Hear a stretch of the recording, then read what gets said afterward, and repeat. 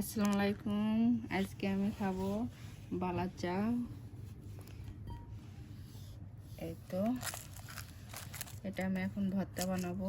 তার জন্য আমি পেঁয়াজ, মরিচ, লবণ, একটু কাঁচামরিচ দিচ্ছি, কারণ ওর ভিতরে দেওয়া আছে, তারপরেও আমার একটু ঝাল বেশি লাগে, তার জন্য আমি আরেকটু দিয়ে নিলাম।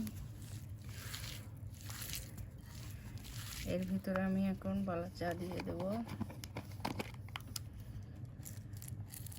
এই তো এটা হচ্ছে বালা চা, এটা এখন আমি এর ভিতর দিয়ে দেবো।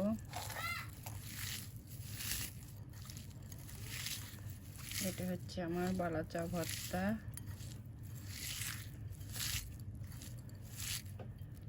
এই তো হয়ে গেছে আমার বালা চা ভর্তা। এটা এখন আমি খাবো। এটা চা টেস্টি।